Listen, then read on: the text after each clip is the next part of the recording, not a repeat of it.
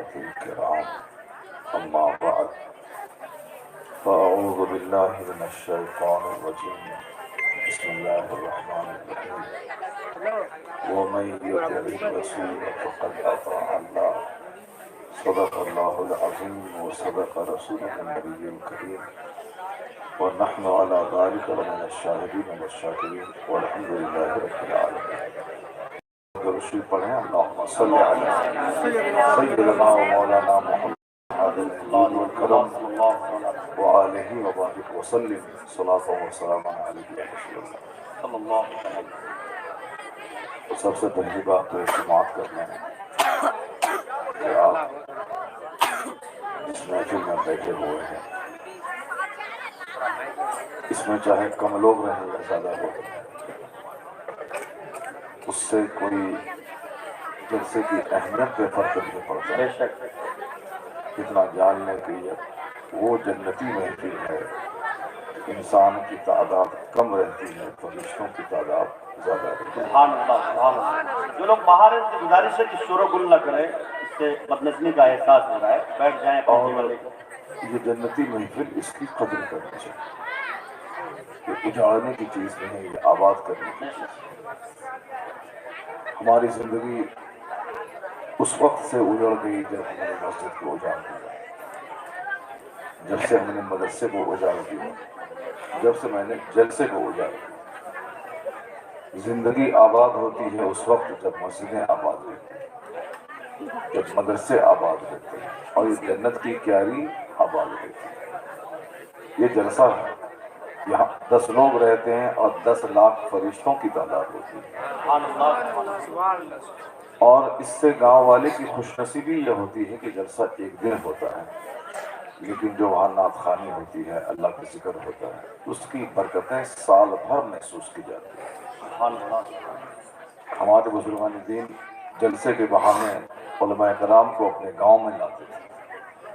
بیل گاڑی میں بیل نہ دے کر اپنا کاندھا دے کے لاتے تھے. ان کے وضو کے دھون کو اپنے چہرے پر ملتے تھے، ان کی خدمتیں کرتے تھے.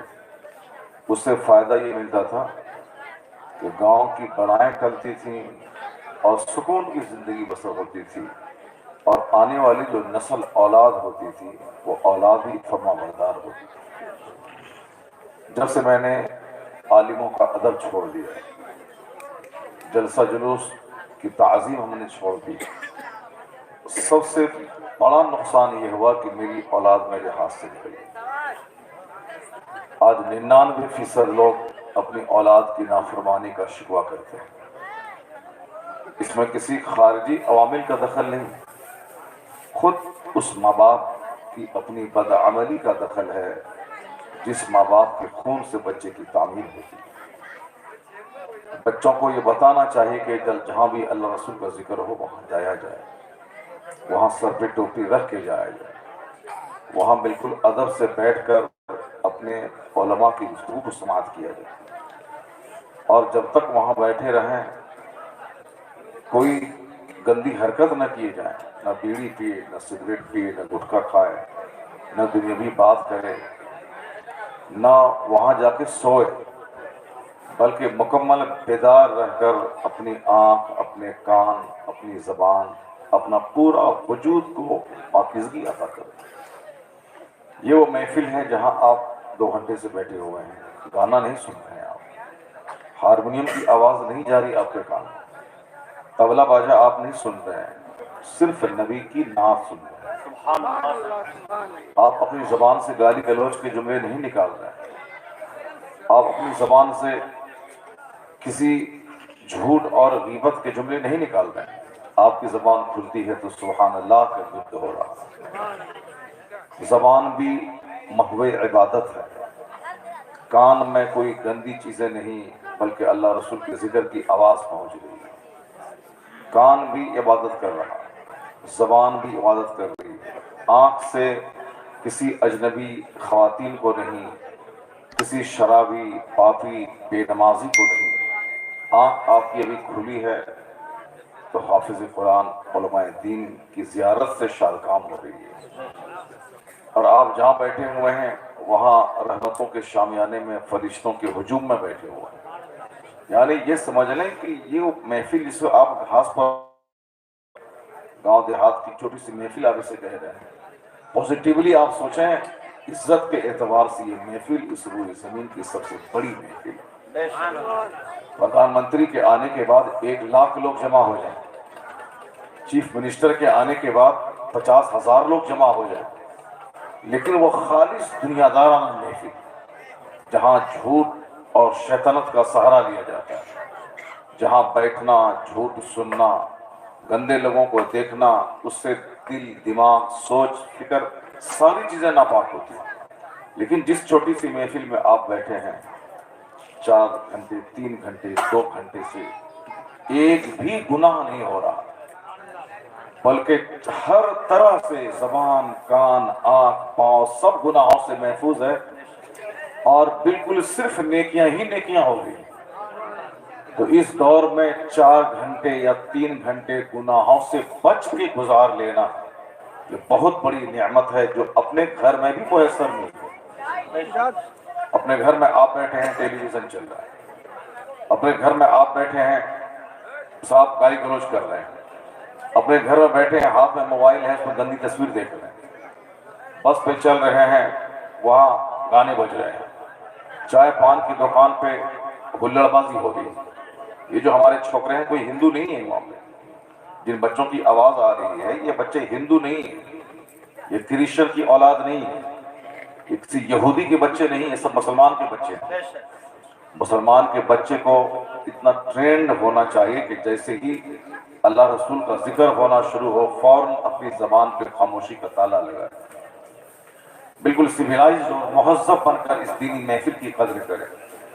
ہم کسی ہندو سے یہ امید نہیں کریں گے کہ میرے جلسے کی قدر کریں، ہم کسی یہودی اور کرسچن سے اس بات کی امید نہیں کریں گے کہ میرے جلسے کا احترام کرے، لیکن تعجب کی بات تو ہے کہ ایک ہندو میرے جلسے کا احترام کرتا ہے۔ میں نے ابھی 2-4 دن پہلے میں نے دیکھا کہ ایک جلسے میں خطاب کے دوران ہندو خواتین آ گئی، وہ چاہتی تھی کہ میں جس نے مجھ کو کچھ سکھایا ہے میں اس کے پاؤں کو چھو کر کے اپنے چہرے پہ مل لوں۔ وہ سامنے اسٹیج پہ اسٹیج کے پاس آ گئی، ایک ہندو خاتون غیر مسلم عورت، انہوں نے اس تقریر کی اہمیت کو سمجھا۔ یہاں صرف پاکیزہ گفتگو ہو رہی ہے، انسان بنانے کی گفتگو ہو رہی ہے، ہمیں اپنی سچائی کے سمجھانے کی بات ہو رہی ہے۔ اس قدر پربھاوت ہوئی کہ وہ پاؤں چومنے کے لیے آ گئی۔ یہ ہندو کی بیٹی، مسلمان کے بیٹے، یہاں اللہ کا ذکر ہو رہا ہے، وہاں شور ہنگامہ کر رہے ہیں۔ مسلمان کے بیٹے یہاں عالم ربانی علماء اکرام کی آمد ہوئی ہے، وہ جاہلوں، گواروں اور جانوروں کی طرح ہلڑ بازی کر رہے ہیں۔ ایسی اولاد سے بہتر ہے کہ اولاد ہی پیدا نہ ہوتی۔ بزرگوں نے کہا اخیر زمانے میں ماں کے پیٹ سے کتا پیدا ہوگا، وہ ناک نقشے کے اعتبار سے رہے گا انسان، کردار کے اعتبار سے کتا ہوگا، ماں کے پیٹ سے کتا پیدا ہوگا، یعنی ایسی اولاد ماں جنم دے گی جو اپنی زبان سے لوگوں کو کشٹ پہنچائے۔ ایسے بچے پیدا ہوں گے جو سماج کی سرکشا کیا کریں گے، وہ اپنی بدعملی سے سماج کی مشکلات میں اضافہ کریں گے، جن کا ہاتھ اٹھے گا تو اتیاچار کریں گے، جن کی زبان کھلے گی تو دوسروں کے خلاف بولیں گے، جو تنہائی میں بیٹھ کر یا مجمع میں بیٹھ کر صرف اچھے کاموں میں رخنا ڈالیں گے۔ ایسے لوگوں کو اس بارے میں بزرگوں نے کہا کہ ماں کے پیٹ سے کتا پیدا ہوگا۔ اور آج ہماری آنکھیں دیکھ رہی ہیں صرف لوگوں کو تکلیف دینا، بوڑھوں کا نام بگاڑ کے بولنا، جن بوڑھوں کی عزت کرنے کا حکم اسلام نے دیا ہے تو اکرموا ضعفاکم، اپنے ضعیفوں کی عزت کرو۔ ان ضعیفوں کی وجہ سے اللہ ہمیں روزی دیتا ہے، مگر ہم نے ان ضعیفوں کا نام بگاڑ کے بولنا، ان کو بڈھا کہنا، ان کے سامنے بے حیائی کی باتیں کرنا، ان کے سامنے جانوروں کی طرح بدعملی کا مظاہرہ کرنا، یعنی جو عزت کے قابل تھا میں نے اس کو بوڑھا سمجھ کے خاطر میں نہیں آئی۔ ماں باپ کا احترام، بوڑھوں کا احترام، عالم کا احترام، مسجد کا احترام، جلسے کا احترام۔ اسلام تو مذہب محبت کا نام ہے، اسلام مذہب تعظیم کا نام ہے، یعنی جس قدر अच्छे अल्फाज हो सकते हैं, सभ्यता, संस्कृति, मानवता, इंसानियत, आदमियत, ह्यूमैनिटी, सिविलाइजेशन, मॉरलिटी, जितने भी अच्छे जुमले हैं वो सब इस्लामी अखलाक का हिस्सा है। इस्लाम ने उन सारे अल्फाज और शब्दों से दुनिया को रोशनास कराया है। और आज सबसे ज्यादा बेढंगी कौम अगर इस दुनिया में हो रही है, उससे दूर होने की वजह से कौम मुस्लिम हो रही है, जिसने दुनिया को इल्म का चराग दिखाया, जिसने दुनिया को जीने का अंदाज बताया, जिसने लोगों को बड़ों की कद्र करने का सलीका सिखाया, जिसने माँ की गोद से लेकर कब्र की गोद तक स्टैंडर्ड ऑफ लिविंग दुनिया को बताया। आज यही तमाम तरीकों से आरी हो गए, जैसे चाहे खाएं, जैसे चाहे सोएं, जैसे चाहे बोलें, जो चाहे करें। जब सोना था तो तब न सोएं, जब जागना था तब सो जाएं। जहां हंगामा करना चाहिए तो वहां चुप रहे गोंगे शैतान की तरह, और जहां चुप रहना चाहिए तो वहां बोलने वाले शैतान की तरह बोले। यानी कोई सलीके हयात, कोई जिंदगी गुजारने का कोई ढंग और कोई तरीका नहीं। आज काफी बेदार हो गए। उनके बच्चे रात के 10 बजे के बाद सड़कों पे नहीं घूमते हैं।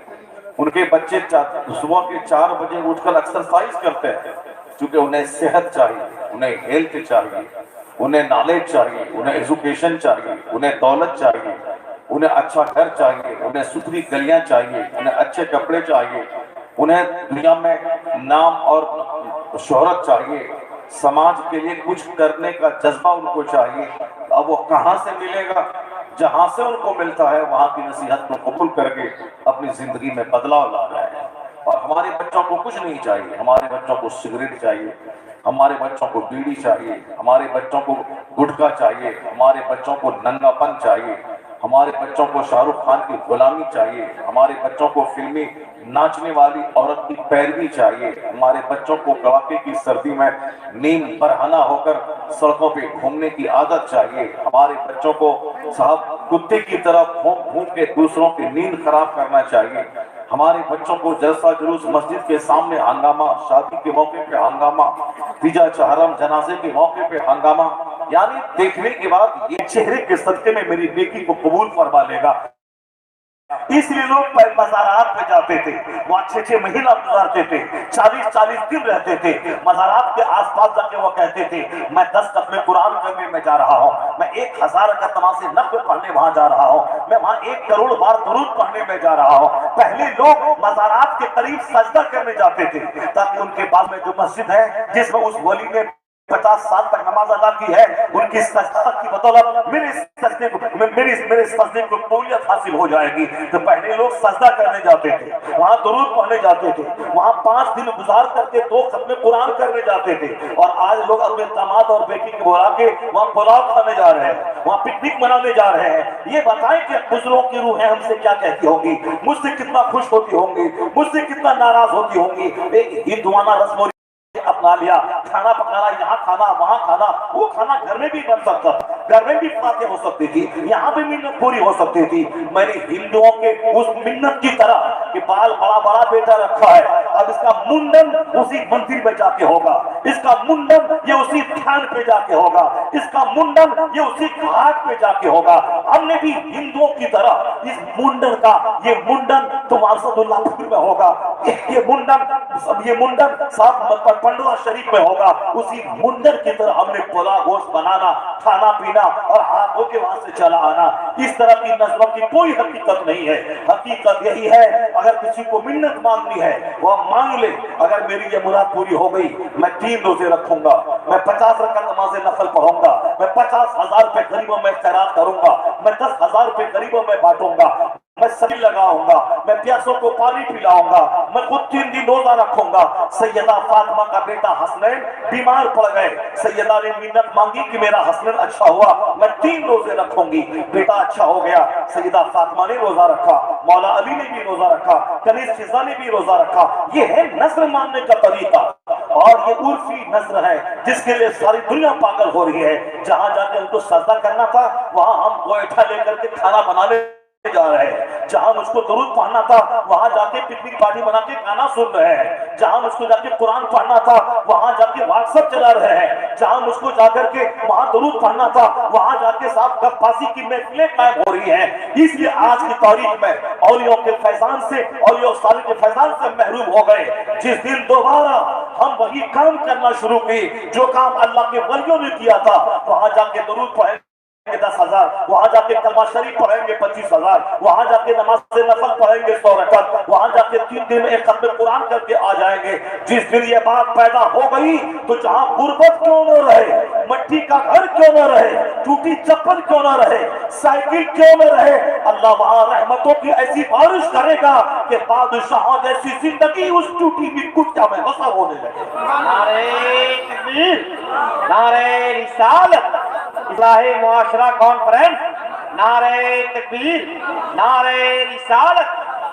आज हमारे पास बुलेट है, आज हमारे पास ग्लैमर है, आज हमारे पास आल्टो है, आज हमारे पास फॉर्च्यूनर है। आज से 50 साल पहले गांव में घुसते आप एक मकान कोई पुख्ते का कहीं दूर से नजर आता, लेकिन आज गली गली कदम कदम पे पुख्ते का मकान है। पुख्ते का मकान बन गया, गाड़ियां घर पे आई। और पहले लोग ईद के दिन भी अपना कपड़ा धो करके सुखा करके वो ईदगाह जाते थे। पहले गांव देहात में ईद की नमाज का टाइम 10:30 बजे होता था, क्योंकि टोपी को धो के फिर सुखा के पहन के ईदगाह जाना है, चप्पल को सी करके उसी को पहन के ईदगाह जाना है, तौलिया को धो के सुखा के उसी तौलिया को लेके ईदगाह जाना है। यानी इस कदर तंगियां थी कि चप्पल को सी के जाना है, टोपी को धो के जाना है, एक ही तौलिया है उसको साफ करके ईदगाह जाना है। यानी ईद के दिन भी अच्छे कपड़े मुयस्सर न होते थे। अगर तंगी आ गई तो बच्चों को एक दो कपड़ा दे दिया, अपना वही पुराने कपड़े में ईद बना लिया। ईद के दिन कपड़ा धोना, फिर उसी को सुखा करके प्रेस करके पहन करके ईदगाह जाना। लेकिन आज उसकी हाजत नहीं है। आज 10-10 जोड़े कपड़े मेरे पास मौजूद है, आज 10-10 चप्पलें मौजूद है। आज आदमी के पास साहब घर में क्या नहीं है, सिर्फ खाना का सामान और पहनने का सामान, इसी से तो सारा घर भरा हुआ है। बॉक्स में 50 जोड़े कपड़े भरे हुए हैं। अगर ईद के दिन नया जोड़ा नहीं मिला, शौहर ने कह दिया कि 50 जोड़े कपड़े हैं, उसी में से अच्छा वाला देख के आज पहन लेना, अब घर में क़यामत आ जाती है। वो 50 जोड़े पुराने हैं, नया चाहिए। और अगर तुमने नया नहीं दिया तो फिर वो बोलती है कि आपने कब दिया है तो आज दीजिएगा। यानी 50 साल की सारी शफ़क़तों और सारी मोहब्बतों पे एक जुमला पानी फेर देता है, आपने कब दिया है जो देंगे। अब बेचारा शौहर की बदन में आग लगती है और ये कर्जा लेकर के ला के अपनी बीवी की ख्वाहिश पूरी कर देता है। 50 जोड़ा था, फिर 51वां जोड़ा आ गया। यानी कपड़ों का मोल हर घर बना हुआ है, चप्पलें हर घर में 10-10 जोड़े चप्पल है। और साहब पहले 4 चूड़ी नहीं मिलती थी पहनने के लिए मेरी माँ बहन बेटियों को, आज 10-10 दर्जन चूड़ियां घर में रखी रहती है। डेली पहनने वाली चूड़ी अलग, शादी में पहन के जाने वाली चूड़ी अलग, और साहब उर्स और मेला ठेला में पहन के जाने वाली चूड़ी अलग। और अगर अपना करीबी रिश्तेदार के यहाँ शादी हो और मालदार की शादी हो, फिर उसके यहाँ पहन के जाने वाली चूड़ी अलग। यानी एक डेली यूज वाली चूड़ी और एक ओकेजनल कभी कभी किसी मौके पे पहनने वाली चूड़ियां, डेली पहनने वाला लिबास, नाइट का लिबास और फंक्शन पार्टी में जाने वाला लिबास, और चप्पल डेली पहनने वाली चप्पल, फंक्शन पार्टी में जाने वाली चप्पल, डेली पहनने वाला स्वेटर और फंक्शन पार्टी में जाने ताकि चेंज करके जाए। आज ये कपड़ा पहन के एक 3 दिन की शादी में और साहब 5-5, 10-10 जोड़े लेके जाना है, और सुबह में ये पहनना है और 12 बजे के बाद इस कपड़े को पहनना है, और इसको पहना उसको फौरन रख दिया, अब कल दूसरा पहनना है। शौहर की नाक में कम कर देती है मेरी माँ बहन बेटियां, यानी इसमें इतना कपड़ा चाहिए। तो जब इतने कपड़े हैं तो जिंदगी तो मस्त होनी चाहिए, इतनी चप्पलें हैं तो जिंदगी तो मस्त गुजरनी चाहिए। जब पुख्ते का मकान होगा तो चेहरा तो गुलाब की तरह हरा भरा रहना चाहिए। पहले एक जूती चप्पल थी तो आदमी मस्त रहता था, आज 10-10 चप्पल आ गई तो आदमी को और ज्यादा महा मस्त रहना चाहिए। पहले फूस का घर था फिर भी आदमी मस्त रहता था, आज जहाँ पुख्ते का घर आ गया आदमी को महा मस्त रहना चाहिए। लेकिन नहीं, पहले एक चप्पल में तो चेहरा गुलाब की तरह खिला रहता था, आज 10 जोड़े चप्पल आ गए, वह चेहरा ऐसा जैसे कोई मक्खी बैठी हुई हो, हजारों घर का पहाड़ सर पे पड़ा हुआ। और घर में गुर्बत थी, नमक रोटी लोग खाते थे, मगर माँ बहन बेटी भाई प्यार था। समाज के सारे लोग एक खानदान का फर्द अपना समझते थे, एक दूसरे से मोहब्बत करना और अपनी रोटी उठा के उनको दे देना। मेहमान आ गया मोहल्ले में तो अपने اپنے گھر کا سالن گھر کی ترکاری اس مہمان کو پہنچا دینا، مہمان کو پتہ ہی نہیں چلا کہ اتنی جلدی میں کھانا کیسے تیار ہو گیا۔ یعنی ہر آدمی مہمان کو اپنا مہمان سمجھتا تھا۔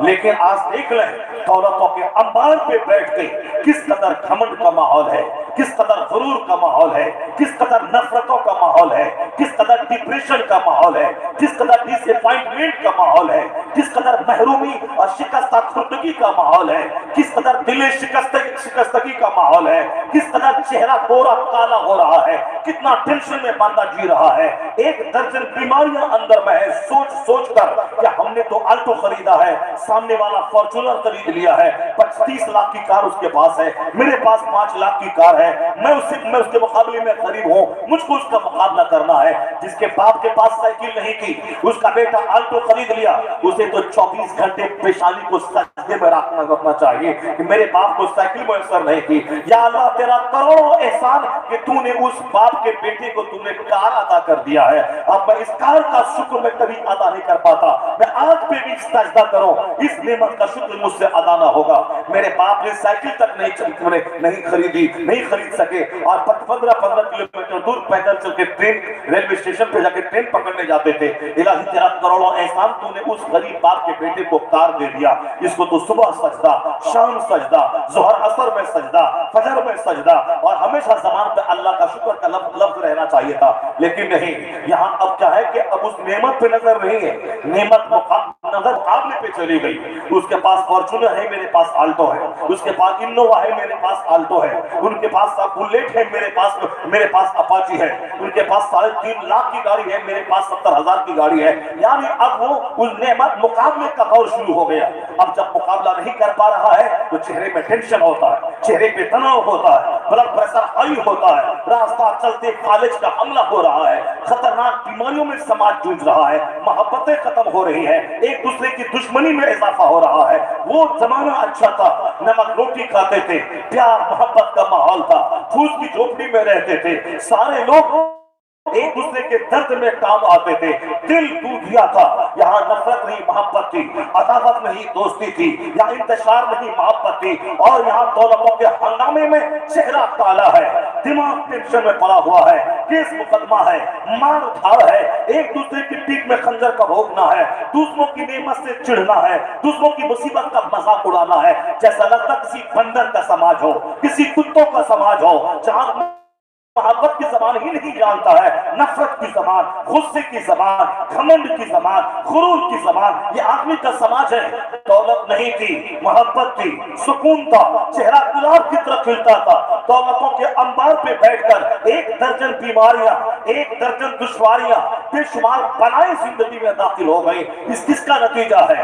بات وہی ہے، میں نے جس دولت کی جستجو کے پیچھے مقصد لگایا تھا کہ دولت مل جائے گی تو مزہ مل جائے گا، سکون مل جائے گا، لیکن وہ دولت اللہ نے دے دی اور سکون چھین لیا، تاکہ بندے کو اللہ بتا دے کہ سکون اور چین کا سمبند مکان اور گاڑیوں سے نہیں ہے، چپل اور جوتوں سے نہیں ہے، کپڑے اور اچھا کھانے پینے سے نہیں ہے۔ سکون کا تو سارا تعلق اللہ کے ذکر سے ہے، اللہ کی یاد سے ہے، دینداری سے ہے۔ جہاں نہیں رہے محل، اگر دینداری ہے وہاں نمک روٹی کھانے کے بعد بھی چہرہ ان کا گلاب کی طرح کھلا رہتا ہے، دل مطمئن رہتا ہے، چونکہ بندہ جان لے کہ سکون کا سمبند ڈھیر مال جمع کرنے میں نہیں ہے، سکون کا سمبند ڈھیر نیکیاں جمع کرنے میں، اللہ کے ذکر کرنے میں رکھ دیا۔ نعرہ تکبیر، نعرہ رسالت۔ اللہ کے ولیوں نے ساری زندگی، اللہ کے ولیوں نے اپنی زندگی گزار کر کے بتا دیا کہ جب تک میں زندہ تھا کس قدر ساری دنیا میرے دروازے پہ آتی تھی، مرنے کے بعد آج کس قدر ان کی قبر پہ دنیا کی بھیڑ لگ رہی ہے۔ ان فقیروں نے جو جو کی روٹی کھایا، جو مرمر کی روٹی کھایا، جنہوں نے کونی کی روٹی کھائی، جنہوں نے 1 مہینے میں کبھی 1 دن چاول کھایا، جنہوں نے ساری زندگی پیٹ بھر کے نہیں کھایا، 1 روٹی کھا لینا ہے، رات بھر جاگ کر کے عبادت کرنا ہے، مگر مگر اس فقیروں کو اللہ نے کیسی عزتیں دے دی کہ ان کے جب تک وہ زندہ رہتے تھے لوگ 50-50 کلومیٹر دور سے چل کے ان کی زیارت کو آتے تھے، ان کی محفلوں میں بیٹھتے تھے، ان کی باتیں سنتے تھے۔ اب وہ زمیندار تو نہیں تھے، وہ تو کئی دن کا فاقہ ہے، ان کے گھر میں کئی دن سے کھانا نہیں بنا، ایک کھجور کھا لیا، ستو کو رکھا، ستو کو پانی میں ڈالا، فوراً اس کو کھا لیا۔ روٹی کے چبانے میں دیر لگتی ہے، اس سے اللہ کی تسبیح وہ جتنی تعداد میں پڑھنا تھا نہیں پا پاتا، اور ستو اس کے مقابلے میں کم وقت پینے میں لگتا ہے، اس کے مقابلے میں 70 تسبیح کا فرق ہو جاتا ہے۔ روٹی کھائیں تو 70 تسبیح پڑھنے سے محروم ہو جائیں، اور ستو پی لیں تو 70 تسبیح زیادہ پڑھ لیں۔ یہ اللہ کے ولیوں کی سوچ ہوتی تھی، اسی ان کے گھر میں ستو تھا، ریڈی